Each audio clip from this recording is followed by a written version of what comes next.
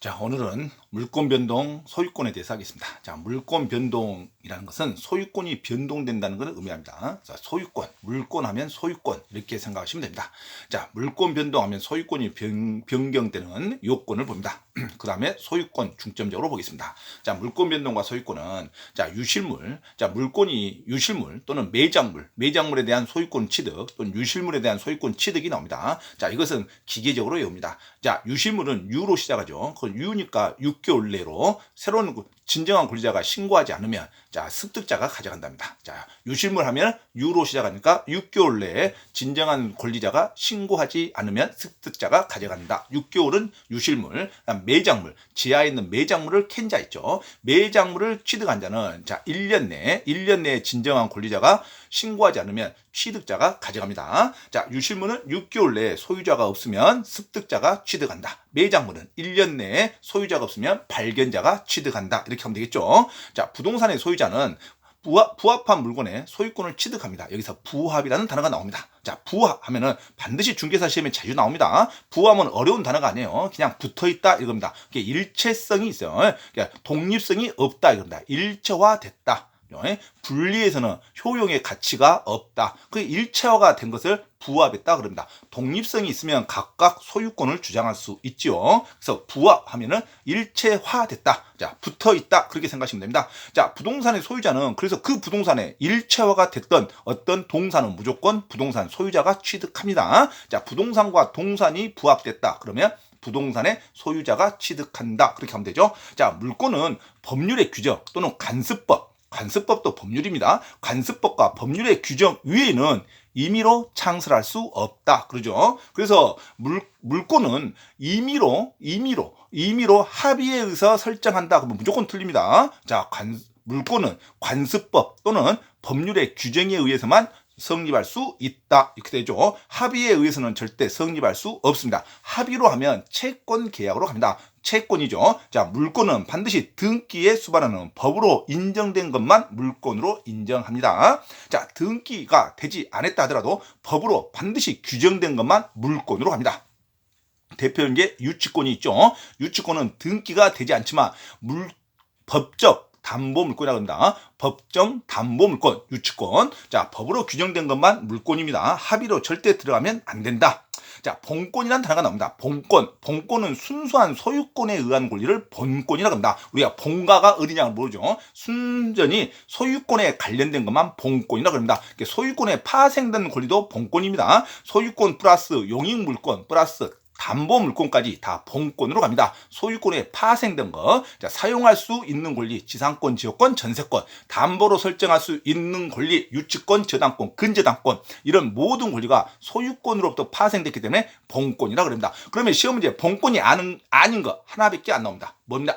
점유권입니다. 자, 본권이 아닌 것 하면 점유권을 골라야 됩니다. 자, 소유권 플러스 점유권이 있는데 점유는 사실 현상 그대로 권리를 인정하는 권리입니다. 그래서 점유권은 반드시 소유권에 파생된다고 보지는 않아요. 진정한 소유자가 아니어도 점유하고 있으면 점유권은 인정해 줍니다. 그래서 다음 중 본권이 아닌 거 하면 점유권을 가셔야 됩니다. 다음 중 본권이 아닌 거 하면 점유권을 가야 됩니다. 자, 통행권, 공원 이용권, 온천 개발권, 온수 사용권 이런 건 본권이 아닙니다. 통행권 권리가 있다고 해서 무조건 물권이 아니다 이겁니다.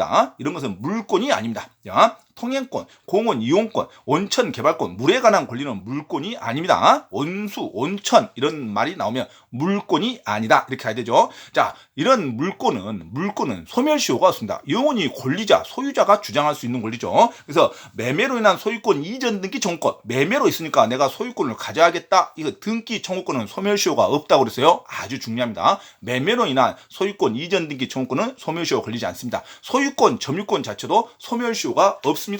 자, 저당권, 근저당권 이 자체도 소멸시효가 없다고 그럽니다. 자, 저당권, 근저당권은 왜 그럽니까? 저당권, 근저당권, 담보물권은 피담보 채권이 존재해야만 저당권과 근저당권이라는 것이 존재합니다. 피담보 채권과 분리할 수 없다. 저당권, 근저당권은 반드시 외우셔야 됩니다. 피담보 채권 뭔가가 빌려줬기 때문에 빌려주는 관계가 채권이 발생했기 때문에 그의 수반에서 저당권과 근저당권이 설정한 겁니다. 저당권과 근저당권은 그 자체는 소멸시효가 없다이죠. 피담보 채권이 소멸시효가 있습니다. 자, 그래서 다음 주 소멸시효가 걸리지 않는 거 제일 많이 나온 거 소유권 매매로 인한 소유권 이전 등기 청구권, 그 다음에 소유권, 점유권 그 자체는 소멸시효가 걸리지 않는다. 그래서 물권적 청구권에는 소멸시효가 없다 그럽니다. 물권적 청구권에는 소멸시효가 없다. 중요합니다. 자, 소유권의 인정이죠. 자, 소유권을 왜 인정하냐 하면은 그 원인 관계가 확실하면 소유권이 인정되죠. 그래서 증여, 매매, 계약에 의한 것은 소유권이 인정됩니다. 증여, 매매. 그래서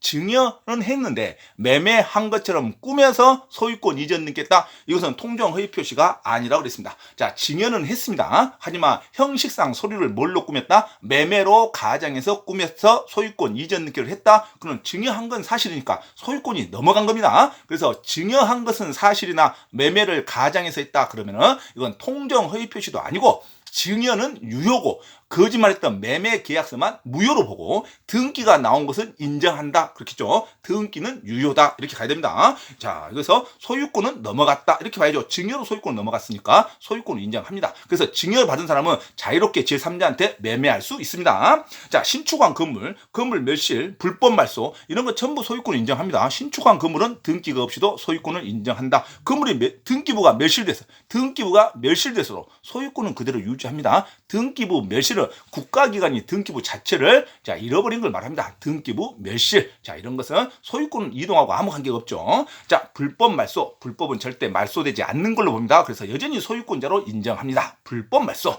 자, 불법 말소에서 시험지에 아주 중요하게 나오죠. 불법 말소된 저당권자는 언제든지 회복 등기할 수 있으나 어쩔 때만 할 수 없다. 자, 그 목적물이 경매가 돼서 매각대금이 완납이 됐을 때는 불법 말소된 저당권자는 회복 등기할 수 없다. 이게 아주 시험지에 잘 나오죠. 불법 말소된 저당권자는 언제든지 회복 등기할 수 있으나 어느 문장이 나오면 매각 경매로 인해서 매각대금이 완납이 되면 더 이상 회복 등기할 수 없다. 이렇게 가야 됩니다. 아주 시험에 잘 나옵니다. 자, 소유권이 부정되는 경우는요. 진정한 소유자 관계가 아니겠죠. 자, 미등기 매수는 했는데 미등기랍니다. 자, 미등기는 제3자한테 절대로 자기가 소유권자로 주장할 수 없습니다. 그래서 제3자에게 소유권자로 주장하려면 등기에 이전 등기를 해야 됩니다. 등기 명의자로 해야죠. 미등기 매수인은 매수했다고 해서 소유자로 인정하지 않습니다. 미등기니까 등기는 제3자한테 효력을 발생하는 겁니다. 미등기 나오면 소유권자로 인정할 수 없다. 자, 위조 등기로 인한 매매. 위조 등기로 인한 매매는 내가 선의로 매수했다 하더라도 위조 등기니까 근본부터 잘못됐습니다. 그래서 등기는 공신력을 인정하지 않기 때문에 위조로 인한 매매는 온 주인, 원 소유자한테 무조건 복귀가 되는 게 원칙입니다. 그래서 위조로 인한 매매는 소유권을 인정받지 못합니다. 자, 그 다음에 이중 보존 등기로 인한 거. 이중 보존 등기는 큰 하자가 없으면 뒤에 있는 보존 등기는 무효로 보기 때문에 그걸로 인한 매매 등기는 인정되지 못합니다. 보존 등기는 하나만 있어야 됩니다. 이중으로 인한 보존 등기. 자, 집합 건물의 일부 보존 등기. 인정되지 않습니다. 집합 건물 아파트죠. 아파트는 일부 보존 등기가 없습니다. 자, 일부 보존 등기, 집합 건물의 일부 보존 등기, 이중 보존 등기로 인한 매매는 무효가 됩니다. 그래서 소유권을 인정받지 못한다. 자, 이거죠. 네, 명인 방법이라는 단어가 나옵니다. 명인 방법은 어떤 등기를 하지 않았지만 표시를 제3자에게 알려줄 수 있는 것이 명인 방법입니다. 방법은 중요하지 않고 제3자가 인식할 수 있는 구체적인 표시가 되면 그걸 명인 방법이라고 합니다. 수목에 대해서 자주 나옵니다. 자, 수목을 인목 등기할 수도 있고 또는 나무만 표시를 하면 울타리를 친다든가 페인트를 칠한다든가 이 나무 단체로 제3자가 인식할 수 있는 명인 방법을 하면 그 나무는 주체적으로 객관적으로 소유권이 독립해서 이전될 수 있습니다. 자, 근데 명인 방법을 하지 않았답니다. 명인 방법을 하지 않으면 그 수목은 토지 소유권에 속해버립니다. 토지 소유자에 속한다. 그래서 명인 방법이 특정되지 않는 명인 방법은 효력이 없습니다. 물권 변동 효력이 없다. 그 다음에 농작물이 나오죠. 농작물은 반드시 불법이든 적법이든 명인 방법을 했든 안 했든 무조건 토지 소유자한테 가지 않고 경작자한테 갑니다. 경작자 우선주의죠. 농작물 쪽파가 됐든 배추가 됐든 자 쌀이 됐든 고추가 됐든 농작물은 무조건 경작자에 속한다. 이거 놓치면 안 됩니다. 그래서 토지와에 부합하지 않는다. 농작물은 명인 방법을 했던 불법이든 적법이든 반드시 토지에 부합하지 않습니다.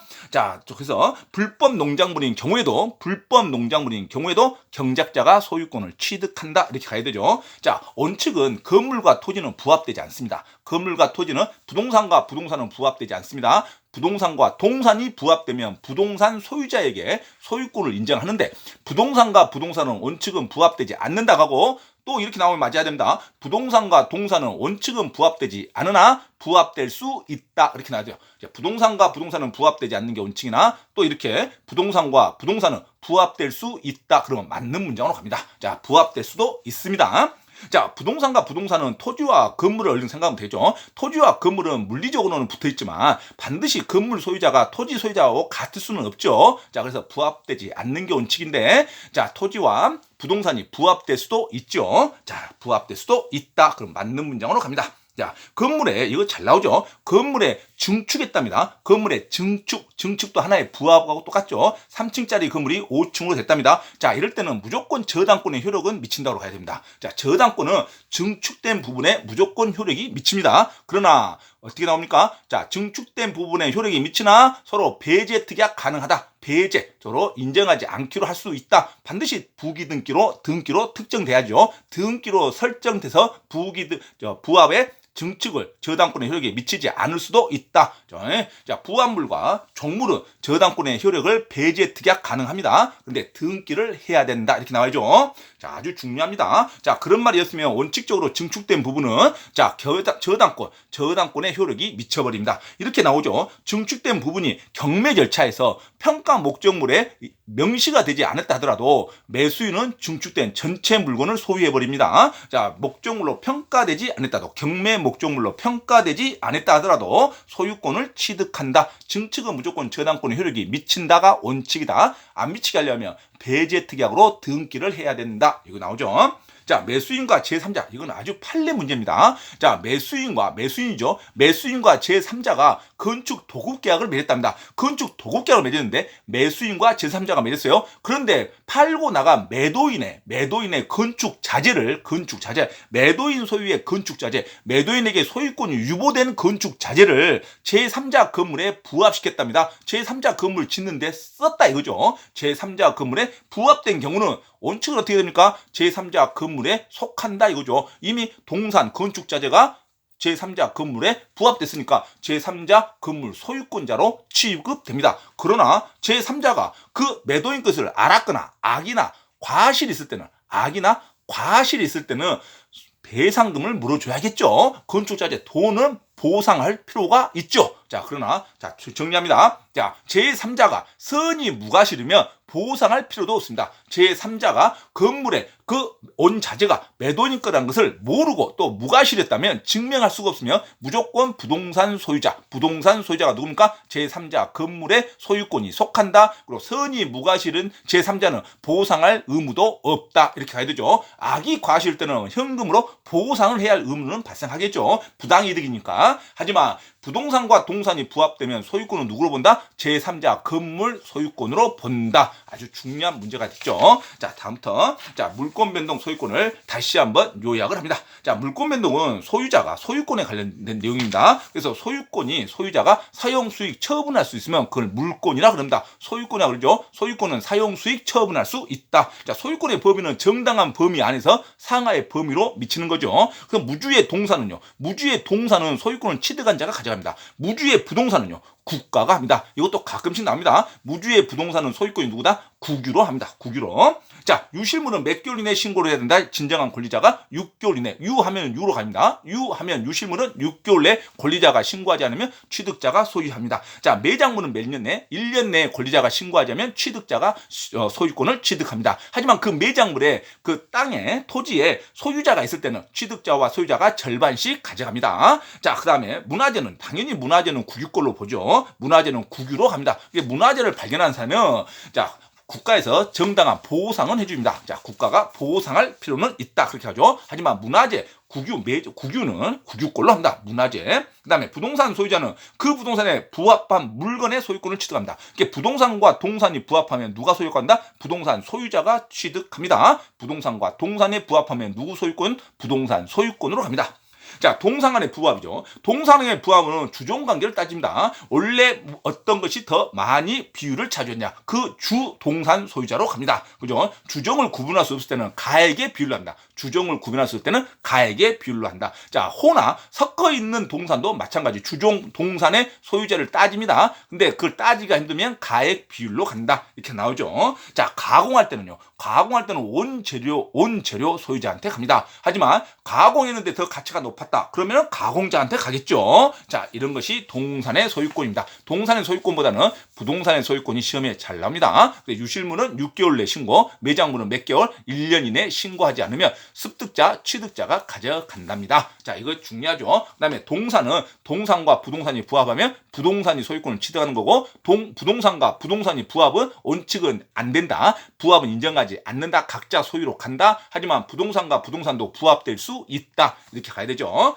자, 소유권의 핵심 이론을 다시 한번 하겠습니다. 자, 물권은요, 항상 특정돼야 됩니다. 물권은 특정돼야 되고, 법률의 규정이나 간습법에 의해서 물권이 성립하는 거지, 당사자의 합의로 물권이 성립하지는 않습니다. 그래서 당사자 합의가 있는 외에는 설정할 수 없다 하면 안 되면 당사자 합의가 안 됩니다. 반드시 법률의 규정과 관습법의 규정에 의해서 물권이 성립된다. 합의로는 물권이 성립되지 않는다. 이렇게 가야죠. 물권은 하나의 권리만 존재합니다. 순위 또는 범위, 성질이 모두 똑같이 한꺼번에 여러 개가 설정될 수 없어요. 저당권이 설정되더라도 순번이 틀립니다. 접수 날짜가 틀리듯이. 자, 그래서 한날 한시에 여러 물권이 성립될 수는 없다. 일물일권주의다. 이렇게 나오죠. 자, 그 다음에 본권이 중요합니다. 본권은 소유권에 관련된 게 본권입니다. 소유권, 용의물권, 담보물권이 본권이다. 그럼 본권이 아닌 거 하나만 찍어라. 점유권입니다. 다음 중 본권이 아닌 거 하면 점유권을 반드시 찍으셔야 됩니다. 지상권, 유치권, 전세권은 전부 본권입니다. 본권에 의해서 파생된 권리는 다 본권이다. 소유권이 본권이니까 소유권에 의해서 파생된 권리는 무조건 본권이다. 점유권만 본권이 아니다. 이거 놓치면 안 됩니다. 자, 그리고 물권으로 인정되지 않는 권리는 아주 많습니다. 우리가 공부하지 않았던 권리는 무조건 물권이 아닙니다. 말이 권자가 끝났다 해서 다 물권이 아니에요. 자, 그래서 공원 이용권이란가 온천 개발권, 온수 사용권, 통행권 이런 것은 물권이라 볼 수가 없다. 이렇게 나오죠. 자, 1순위 저당권이 2순위로 승진하는 경우가 있죠. 1순위 저당권이 2순위 저당권이 1순위로 승진하는 거. 자, 순번에 승진된 저당권은 권리의 성질상 변경이라 그럽니다. 권리의 성질상 변경됐다. 권리가 성질, 2번이 1번으로 승진했다. 성질상 변경이라 그러고, 자, 매매로나 소유권 이전하죠. 그것을 권리의 상대적 소멸이라 그럽니다. 권리의 절대적 소멸이 아니죠. 주인은 항상 누군가 있죠. 그래서 권리의 상대적 소멸은 이전, 매매로 인한 소유권 이전 등기할 때 옛날 매도인은 권리가 소멸하는 거죠. 그것을 상대적 소멸이라 그럽니다. 자, 제일 중요한 거, 물권은 선량한 관리자의 주의의무로 보관해야 할 의무가 있습니다. 자기 것이 아닌 타인의 물건을 보관할 때는 무조건 선량한 관리자의 주의무가 발생합니다. 이게 어기면 계약 해지 사유가 된다겠죠. 유치권자가 채무자의 동의를 받지 않고 임대 또는 담보로 설정했다든가 또는 사용 수익했다는 것은, 자, 그러면은 뭐합니까? 선량한 관리, 또 해지 사유가 있고, 유치권이 그 물건을 파손시켰으면 선량한 관리자 보관 의무 위반으로 유치권이 소멸될 수가 있습니다. 자, 선량한 관리자의 주의무 하면은 타인의 물건을 보관한 자, 이렇게 하면 되겠죠. 자기 물건을 보관하는 것은 자기 재산과 동일한 주의무라 그럽니다. 다음 중 선량한 관리자의 보관 의무가 아닌 거 하면 자기 소유권 물건을 찾으면 되겠죠. 자, 소멸시효가 없는 것도 아주 중요합니다. 자, 소유권 자체는 소멸시효가 없다 그랬습니까? 그러니까 계약 소멸시효가 없는 것은, 자, 물권적 청구권, 소유권, 점유권, 그다음에 저당권, 근저당권 자체, 그다음에 물권적 청구권. 자, 이런 것은 소멸시효가 없습니다. 매매로 인한 등기 청구권, 소멸시효가 없습니다. 소멸시효가 없다. 자, 계약으로 인한 소유권 이전 등기 청구권, 그다음에 소유권, 점유권 자체, 그다음에 피담보 채권과 분리된 저당권, 근저당권 자체는 소멸시효가 없다. 이렇게 아주 중요합니다. 물권적 청구권도 소멸시효가 진행되지 않습니다. 물권적 청구권 자체는 언제든지 소유자나 정당한 점유자가 행사할 수 있는 권리가 물권적 청구권입니다. 자, 소유권이 인정되는 것은 내가 진정한 소유자인가를 찾는 거죠. 자, 신축한 건물 당연하죠. 증여했는데 매매한 것처럼 가장했다 해서 이건 소유권 이전이 되는 겁니다. 그래서 증여 받은 자가 소유권을 취득한다 이렇게 나오죠. 자, 등기부가 멸실돼서도 소유권은 계속 유지가 됩니다. 그다음에 불법 말소돼서도 소유권은 계속 유지가 됩니다. 자, 그다음에 상속한 뒤 상속하면 상속인한테 소유권 이전되는 거죠. 상속한 뒤에 병에게 토지를 매도하고 직접 피상속인으로부터 병에게 소유권 이전한다 해서 병은 소유권을 취득하는 건 사실입니다. 자, 그다음에 신탁하기로 약정하고 신탁하기로 약정하고 을에게 등기를 이전했는데 신탁하기로 약정, 명의신탁 약정은 항상 무효가 된다. 명의신탁 약정 문제가 나오면 무조건 무효다 때려야 돼요. 무효다. 명의사 약정이 무효다고. 그래서 등기 소유권을 인정하지 않습니다. 그러니까 명의사 약정하기로 해서 등기를 넘겼답니다. 그런데 명의사기 무효로 바뀌었답니다. 그럼 다시 환원하는 거죠. 그래서 원 소유자가 소유권을 계속 인정받습니다. 자, 이제 소유권 인정되지 않는 거, 제일 중요한 거, 소유권 인정되지 않는 거 찾으면 미등기를 찾으면 됩니다. 자, 미등기된 매수인은 소유권 인정 못 받습니다. 그래서 계약으로 인한 소유권 이전은 했지만 아직 등기하지 않은 매수인, 그러면 소유권 인정받지 못합니다. 그다음에 제3자가 서류를 위조했답니다. 서류를 위조하는 것을 기하로 그걸로 인한 매매 등기를 한 자는 매수인은 선이더라도 소유권을 취득하지 못합니다. 좀 권리가 좀 훼손될 수 있죠. 하지만 진정한 권리자를 보호하기 위해서 위조로 인한 등기로 인한 매수인은 소유권을 취득하지 못한다. 이렇게 가야 됩니다. 자, 그다음에 무허가 건물. 자, 매도인이 신축한 무허가 건물은 매수인이 등기 없이 이전만 점유. 매수인이 등기가 없답니다. 매수인이 등기가 없다는 말 나오면 무조건 소유권을 취득할 수 없다. 이게 나오죠. 항상 소유권 취득은 등기가 돼야 됩니다. 그래야 제3자에게 소유권을 인정받는다. 그래서 미등기 매수인 소유권을 취득하지 못한다. 이렇게 나와야 됩니다. 그다음에 이중의 보존등기로 인한 뒤에 있는 보존등기, 무효로 인한 보존등기로 인한 소유권 이전도 안 됩니다. 그래서 갑이 유효한 보존등기에 기재해서 소유권 이전 등기를 하지 않고 새로 등기부를 개설하는 행위로 인한 소유권 이전 등기는 인정하지 않습니다. 그것도 소유권이 인정되지 않는다. 이렇게 나오죠. 그다음에 구분등기를 하지 않는 한 전체 집합건물에서 일부에 관한 보존등기는 허용되지 않습니다. 집합건물에서 일부에 관한 보존등기는 허용되지 않는다. 이렇게 나오죠. 집합건물에서 자기 지분에 관한 보존등기 허용되지 않습니다. 전체 보존등기를 하고 자기 전용 부분에 소유권 보존등기를 해야 됩니다. 집합건물은 일부에 관한 보존등기 인정되지 않는다. 지분에 관한 보존등기 인정되지 않는다. 이렇게 가야 되죠. 반드시 미등기 무허가 건물을 매수한 또는 양수한 나오면 양수인든 매수인든 소유권을 취득할 수 없다. 미등기는 소유권자가 아니라는 것을 정확하게 해야 됩니다. 미등기 매수인은 물권적 청구권도 행사할 수 없다. 이렇게 나와야죠. 미등기 매수인 누구한테? 제3자 불법 취득자한테 또는 불법 점유자한테.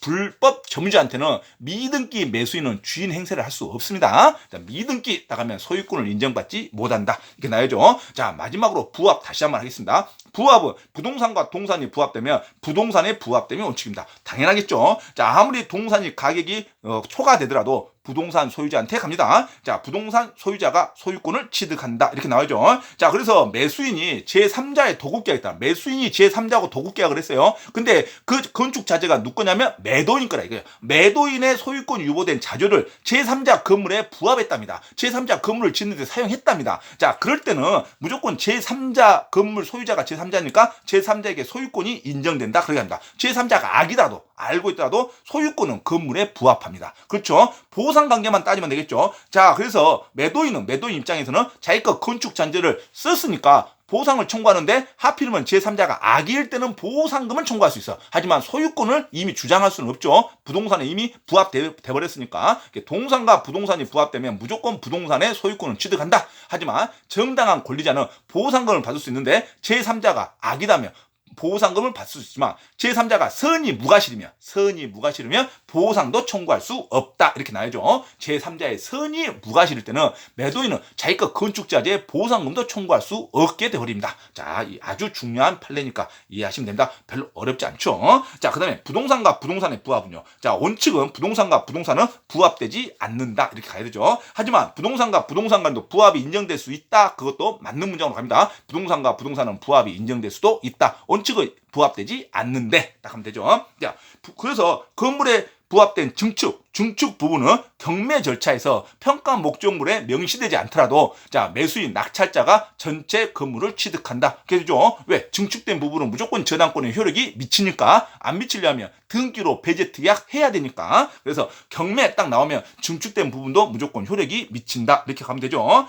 자 부합으로 인해서 소유권을 상실한 자는 부당이득 요건에 따라 필요한 경우는 보상은 청구할 수 있습니다. 자 당연히 보상은 청구할 수 있다. 이렇게 가야 되죠. 자 농작물 나옵니다. 자 농작물 부합의 문제 나오면 농작물은 불법이든 적법이든 명인 방법을 했건 안 했건 무조건 농작물 떴다 하면 무조건 경작자한테 소유권 취득한다. 토지 소유권에 부합되지 않는다. 토지에 부합되지 않는다. 농작물은 토지에 부합되지 않는다. 무조건 경작자 소유다. 이렇게 가야 됩니다. 그래서 농작물은 무조건 토지에 부합되지 않습니다. 쪽파 딱 나오면 수확하지 않는 쪽파를 하더라도 명인 방법을 하면 그걸 산 사람이 무조건 가져갑니다. 토지에 부합되지 않는다. 명인 방법을 갖추지 않았더라도 토지에 부합되지 않는다. 경작자한테 속한다. 불법으로 경작했더라도 소유권은 경작자한테 속한다. 경작 유전의 원칙 무조건. 자 농작물 떴다 하면 토지에 절대 부합하지 않습니다. 토지 소유자가 권리를 행사하면 안 됩니다. 자 이거 아주 중요하죠. 수목은 농작물이 아닙니다. 그래서 수목은 농작물이 아니니까 수목은 명인 방법을 반드시 해야 됩니다. 특정되지 않는 명인 방법은 수목은 소유권을 주장하지 못해요. 무조건 어디에 부합한다? 토지에 부합해버립니다. 자 수목은 우리가 임야를 사면 나무도 같이 사는 거죠. 자 그래서 수목은 농작물이 아니다. 수목은 반드시 명인 방법을 하든가 임목 등기를 하든가 그래야 수목만 따로 소유권을 자 주장할 수 있습니다. 자 수목은 특정되지 않는 명인 방법 인정하지 않습니다. 반드시 특정이 돼야 됩니다. 자 그러면 특정된 명인 방법을 갖추면 그때서야 독립적으로 소유권이 인정됩니다. 원래 수목은 토지와 같이 가는 거죠. 1차 자생하는 나무는 토지와 같이 일체적으로 거래가 됩니다. 수목만 따로 권리를 행사하려면 반드시 명인 방법을 해야 됩니다. 아니면 임목 등기를 해야 되고 자 그래서 토지와 별개로 저당권이 설정되려면 등기를 해야 됩니다. 임목 등기를 하면 저당권 설정도 가능합니다. 당연히 소유권도 독립적으로 행사할 수 있고 하지만 명인 방법만 해서는 저당권이 객체가 될 수 없습니다. 소유권만 이동합니다. 왜? 등기가 안 돼 있으니까 저당권이 안 나옵니다. 자, 명인 방법 하면 소유권만 독립한다. 자, 임목 등기를 해야 소유권도 할 수 있고 저당권도 설정할 수 있다. 자, 나오죠. 자, 적법한 권한 없이 타인의 토지에 식재한 소유권은요, 토지에 부합합니다. 적법한 권한 없이 타인의 토지에 나무를 심으면 그 토지 소유자가 소유권을 취득해버립니다. 그죠? 자, 그래서 그 대신 적법한 권한 차주죠. 토지 임차인이 나무를 심으면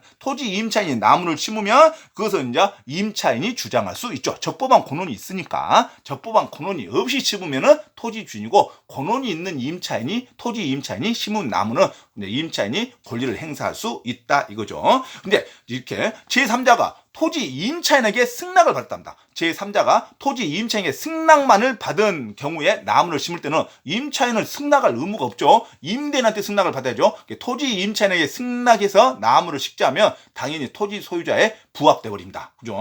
자, 승낙받는 주체가 틀렸죠. 자, 토지 임차인의 승낙만을 받아서 임차 토지에 나무를 심은 사람은 자, 토지 소유자에 대해서 나무 소유권을 주장할 수 없습니다. 그래서 그죠? 아주 중요하죠. 임차인의 승낙받으면 안 됩니다. 토지 임차인의 승낙받은 나무는 소유권을 주장할 수 없다. 토지에 부합된다. 그죠? 자, 나무가 이제 벌채가 됐을 때는 독립된 동산으로 취급됩니다. 나무가 벌채된 분리된 수목은 이제 소유권의 객체로 이용될 수 있습니다. 자, 지금까지 소유권과 물권의 변동에 대해서 알아봤습니다. 자, 마음에 드시면 구독과 좋아요를 눌러주시면 반드시 반복하시기 바랍니다.